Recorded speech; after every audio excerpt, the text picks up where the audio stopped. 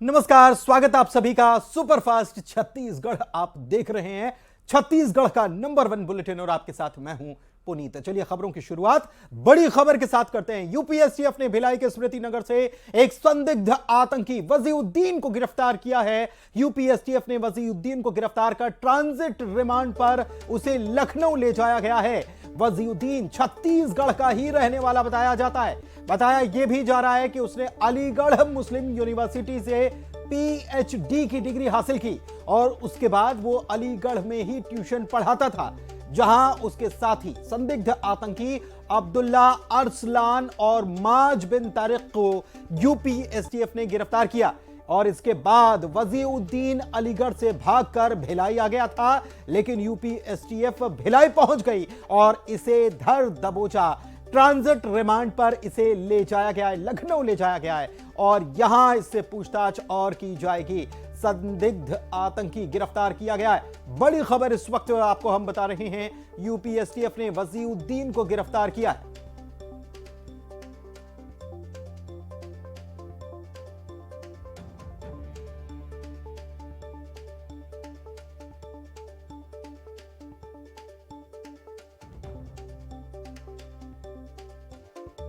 एक व्यक्ति को जो स्मृति नगर चौकी का निवासी था, प्लाट नंबर 127 एसबीआई कॉलोनी में रहता था, उसको अपने यहाँ के अपराध में गिरफ्तारी हेतु हमारे चौकी में इंटीमेशन दिया गया था। उसके पश्चात पुलिस के द्वारा उनको सहयोग किया गया, तत्पश्चात उसको गिरफ्तार किया गया।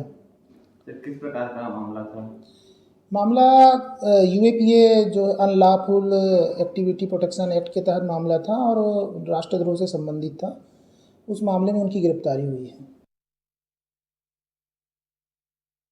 तो भिलाई से इसकी गिरफ्तारी हुई है। यूपीएसटीएफ ने वजीउद्दीन नाम के इस शख्स को गिरफ्तार किया है और जानकारी जो मिली है उसके मुताबिक इसने अलीगढ़ मुस्लिम यूनिवर्सिटी से पढ़ाई भी की है, पीएचडी की डिग्री इसने हासिल की है और अलीगढ़ में ही एक कोचिंग पढ़ाने का काम किया करता था। इसके दो साथी भी बताए जाते हैं, अरसलान और तारिक।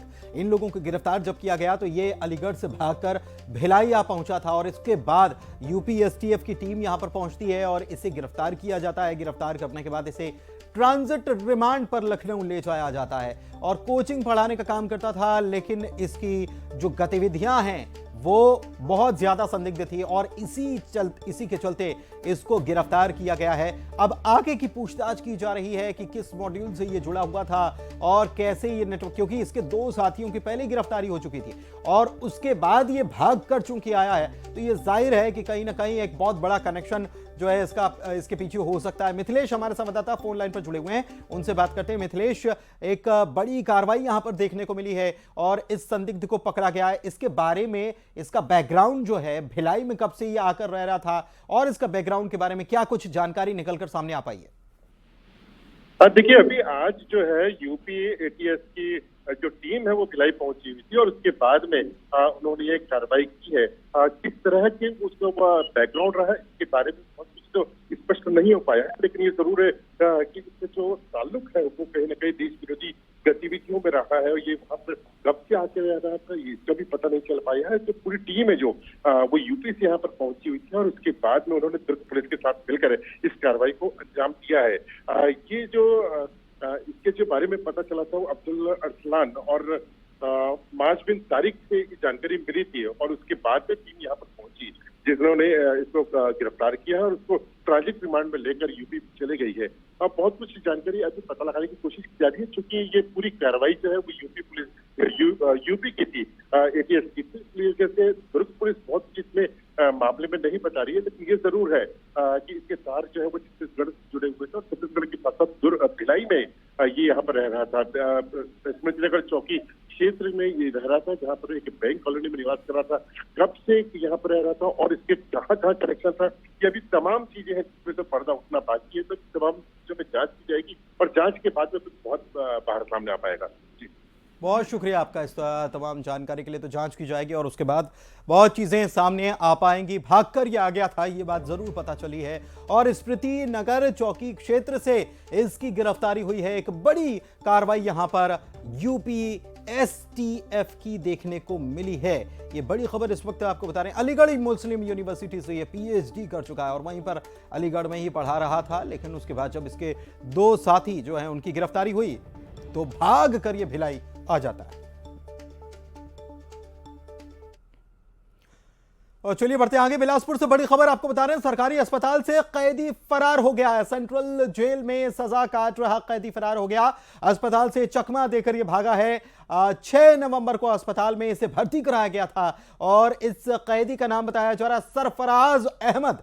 जेल अधीक्षक ने लापरवाह प्रहरी को इस मामले में सस्पेंड कर दिया है और यह तस्वीर आप देख सकते हैं। सरफराज अहमद इसका नाम है और यह चकमा देकर भाग निकलता है। अस्पताल में इसे भर्ती कराया गया था 2 ही दिन पहले, 6 नवंबर को इसे भर्ती कराया गया था और यह वहां से चकमा देकर भाग जाता है। सेंट्रल जेल में ये सजा काट रहा था और सरकारी अस्पताल में इसे भर्ती कराया गया था। कुछ तबीयत इसकी बिगड़ी और इसको लेकर इसे अस्पताल ले जाया गया, लेकिन ये वहां से चकमा देकर भाग निकला और इसका नाम सरफराज अहमद बताया जा रहा है। इस मामले में लापरवाही पाए जाने पर जेल अधीक्षक ने प्रहरी को सस्पेंड कर दिया है।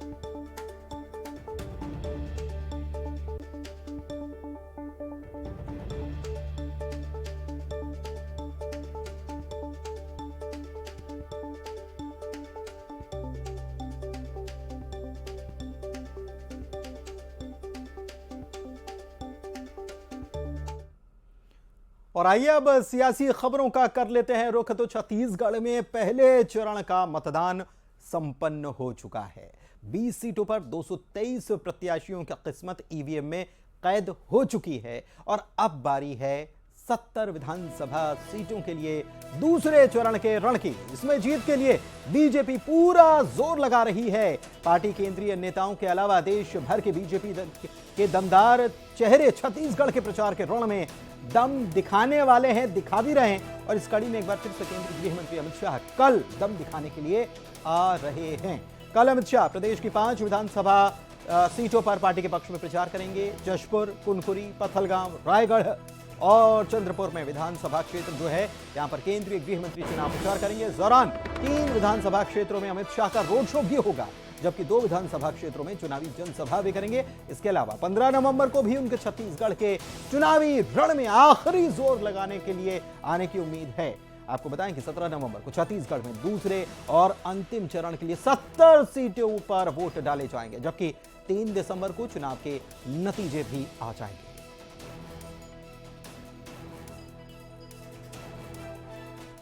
तो एक तरफ बीजेपी की तरफ से केंद्रीय नेता जीत के लिए जोर लगा रहे हैं, तो दूसरी तरफ कांग्रेस की तरफ से सांसद राहुल गांधी भी छत्तीसगढ़ में ताबड़तोड़ प्रचार कर रहे हैं। राहुल गांधी आज अंबिकापुर के चुनावी दौरे पर पहुंचे। छत्तीसगढ़ के चुनावी रण में उतरे कांग्रेस सांसद राहुल गांधी ने एक बार फिर से बीजेपी को टारगेट किया। अंबिकापुर में चुनावी जनसभा को संबोधित किया। कहा कि बीजेपी के लोग ये चाहते ही नहीं है कि आदिवासी का बच्चा भी अंग्रेजी सीखे। कांग्रेस की सरकार ने छत्तीसगढ़ के आदिवासी बच्चों को अंग्रेजी सिखाने के लिए प्रदेश भर में इंग्लिश मीडियम स्कूल का जाल बिछाया है। बढ़ता जाएगा। जितनी बीजेपी के नेता कहते हैं देखो आदिवासियों को हिंदी सीखनी चाहिए, छत्तीसगढ़ी मत सीखिए, अंग्रेजी मत सीखिए, मगर आप किसी भी बीजेपी के नेता से पूछो कि भैया आपका जो बच्चा है वो इंग्लिश मीडियम में पढ़ता है, हिंदी मीडियम में पढ़ता है, तो आपको जवाब देंगे हमारा तो बेटा इंग्लिश मीडियम में पढ़ता है। अगर आपका बच्चा इंग्लिश मीडियम में पढ़ता है तो आदिवासी का बच्चा इंग्लिश मीडियम में क्यों नहीं पढ़ सकता? अगर आपका बच्चा सपना देख सकता है तो आदिवासियों का बच्चा, दलितों का बच्चा, पिछड़ों का सब बच्चा सपना क्यों नहीं देख सकता? उनमें क्या कमी है? इसलिए हमने पूरे स्टेट में English medium school, Swami Atmanand school का जाल बिछा दिया है और हम इसको बढ़ाते जाएंगे जब तक हर आदिवासी युवा अंग्रेजी में बात कर पाए। और ममता हमारी सहयोगी हमारे साथ लाइव जुड़े हुए हैं, सीधे उन्हीं के पास चलते हैं। ममता, 20 सीटों पर चुनाव संपन्न हो चुका है, लेकिन 70 सीटें अभी बाकी है और इसके लिए पूरा जोर दोनों ही दल लगा रहे हैं। और सबसे दिलचस्प इस बार ये रहा कि कांग्रेस जो है उसने एक नया मुद्दा पकड़ लिया है कि बीजेपी ये नहीं चाहती कि आदिवासी का बच्चा भी अंग्रेजी सीखे, जबकि अमित शाह भी प्रचार के रण में उतरेंगे और ताबड़तोड़ जनसभाएं करने वाले हैं। बिल्कुल देखिए, अमित शाह कल आएंगे और जसपुर, कुनकुरी, पत्थलगांव, रायगढ़ और चंद्रपुर विधानसभा में वो कार्यक्रम करेंगे। दूसरी तरफ अगर हम बात करें तो राहुल गांधी ने आज अंबिकापुर में सभा ली। लगातार अगर हम बात करें तो दोनों ही पार्टियों के बड़े लीडर्स जो हैं दूसरे चरण के चुनाव की तैयारियों में अब जुट गए हैं और अब ताबड़तोड़ दौरे और शुरू होंगे, क्योंकि अभी तो सिर्फ 20 विधानसभा जो सीटें हैं उसमें पहले चरण का चुनाव हुआ है और अब 90, अब अगर बात करें तो 70 सीटें जो है वो बची हुई हैं और इस पर अब प्रचार प्रसार तेज होंगे। दूसरी तरफ अगर बात करें तो शिक्षा को लेकर खासतौर पर छत्तीसगढ़ में सियासत गरमाई हुई है। कांग्रेस ने अपने घोषणा पत्र में कहा है कि KG to PG फ्री शिक्षा जो है वो की जाएगी, चाहे मेडिकल की शिक्षा हो चाहे तमाम तरह की। दूसरी तरफ अगर हम बात करें तो स्वामी आत्मानंद स्कूल को कांग्रेस एक बड़ी उपलब्धि बताती है और पहली बार छत्तीसगढ़ में सरकारी इंग्लिश माध्यम स्कूल के जो है वो स्कूल भी खुले हैं। अब अगर हम बात करें तो इस बात को लेकर भी सवाल कांग्रेस कर रही है कि बीजेपी क्यों नहीं चाहती, अगर आत्मानंद स्कूल पे सवाल उठाती है कि आदिवासियों के, दलितों के बच्चे या BPL जो गरीब वर्ग के बच्चे हैं वो अंग्रेजी माध्यम स्कूल में पढ़े और सरकार ने उसी को, चूंकि वो महंगे स्कूलों का फीस अदा नहीं कर सकते, निजी स्कूलों की फीस अदा नहीं कर सकते, इसलिए स्वामी आत्मानंद अंग्रेजी मीडियम स्कूल खोले हैं और कांग्रेस ने अपने घोषणा पत्र में कहा है कि इन स्कूलों को की संख्या बढ़ाई जाएगी और तमाम जो स्कूल हैं उसको आत्मानंद स्कूल में अपग्रेड किया जाएगा। तो उन्होंने कहा था कि कांग्रेस ये नहीं चाहती कि बच्चे जो गरीबों के बच्चे जो हैं वो भी डॉक्टर बने। उन्होंने कहा था कि मैं चाहता हूं कि डॉक्टर गरीबों के बच्चे भी बने, आदिवासियों के बच्चे भी डॉक्टर बने और इसलिए हिंदी में पढ़ाई की बात का उन्होंने जिक्र किया था। क्या कांग्रेस की तरफ से ये जो कहा जा रहा है कि अंग्रेजी बच्चे ना पढ़ें, ये बीजेपी चाहती है आदिवासी बच्चे, क्या इसी की काट के तौर पर इसे हम देख सकते हैं?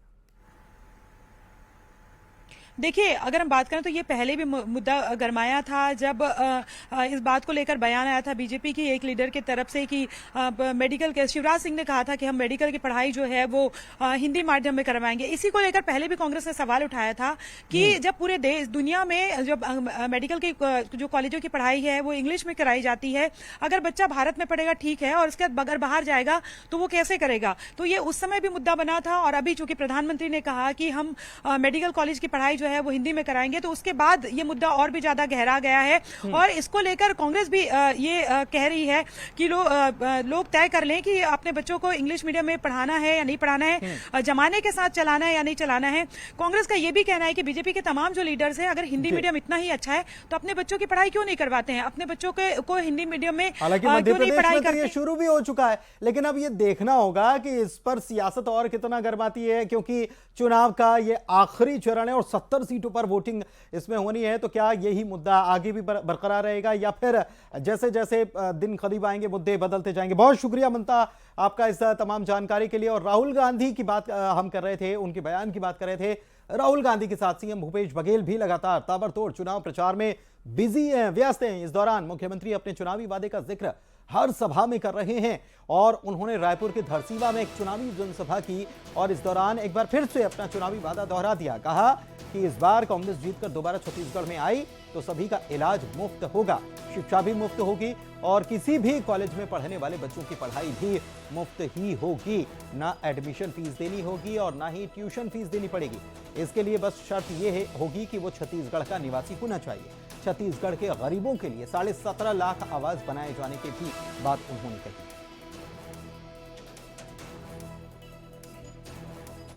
पूरा देश में कोनो राज्य में नहीं हुए, पहली बार छत्तीसगढ़ में हुई आपके आशीर्वाद से। कॉलेज पढ़िया लड़का, चाहे वो इंजीनियरिंग कॉलेज पढ़े, मेडिकल कॉलेज पढ़े, चाहे साइंस पढ़े, आर्ट्स पढ़े, कॉमर्स पढ़े, चाहे वो नर्सिंग कॉलेज पढ़े, पॉलिटेक्निक पढ़े, चाहे वो कोई जाति के हो, चाहे अनुसूचित जाति हो, जनजाति हो, पिछड़े वर्ग के हो, चाहे वो माइनॉरिटी के हो, चाहे सामान्य वर्ग के हो, कोई फीस जमा करे की जरूरत नहीं है, न एडमिशन फीस न ट्यूशन फीस। एक शर्त है कि वह छत्तीसगढ़ के होना चाहिए, छत्तीसगढ़िया होना चाहिए। पहली बार हुई पूरा देश में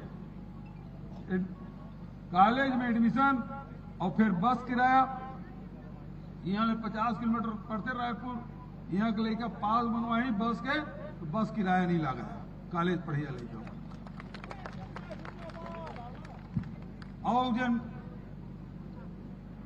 श्रमिक न्याय योजना है जगह 7,000 देते हैं, अब वो बढ़ा के 10,000 कर। जैन आवास योजना है, केंद्र सरकार अब पैसा देना बंद कर दे। 7.5 लाख के खाता में पैसा डालने, पहली किस्त चल रहे 25-25 हजार रुपया, और कुल मिला के 17.5 लाख आवास। इधर धमतरी में वोटिंग के लिए दिव्यांगों के घर पहुंचा इलेक्शन कमीशन। दरअसल शारीरिक रूप से अक्षम लोगों का मतदान उनसे घर पर ही करवाया जा रहा है। आपको बता दें कि जिले में 91 दिव्यांगों ने घर पर ही मतदान किया है। उसकी तस्वीरें आप देखिए।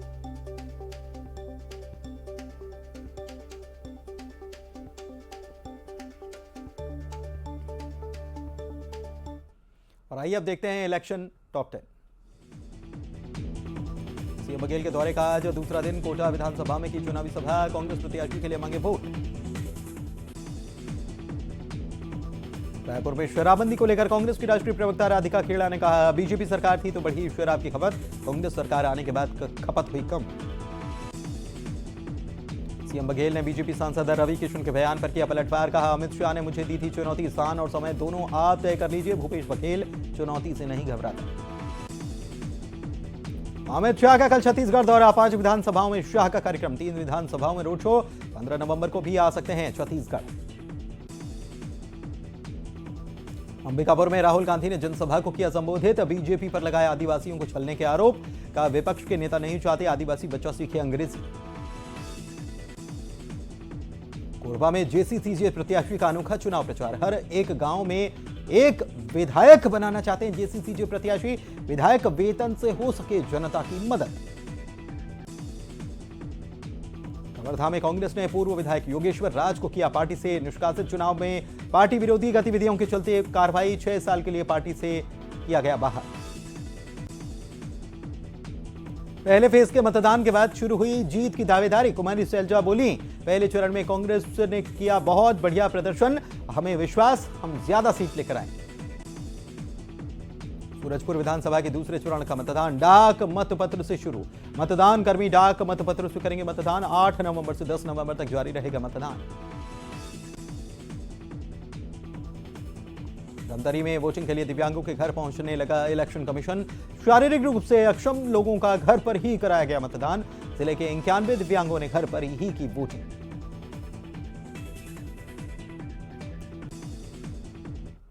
और इसी के साथ इस बुलेटिन में फिलहाल इतना ही। खबरों का सिलसिला लगातार जारी है। वक्त एक छोटे से ब्रेक का हो चला है, लौटेंगे जल्द। भगवान नरसिंह की धरती पर फिर होगी प्रहलाद की परीक्षा। क्या है नरसिंहपुर के जनमन की इच्छा? दिखेगा बड़े चेहरों का असर या लगेगी लोकल पर मुहर?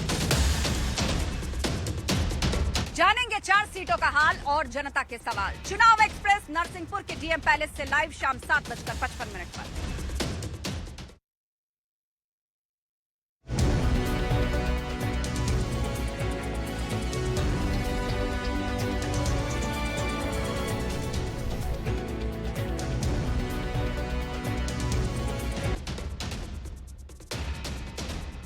पूरे देश की निगाह है जिधर, भरोसे की गाड़ी आज पहुंची है उधर।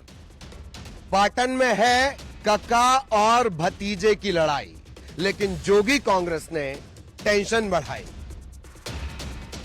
तो क्या है मतदाता के मन की बात? सीधे पाटन के कुमारी बाजार चौक से जानेंगे आज। तो जोर से कहिए जय जोहार। रात 8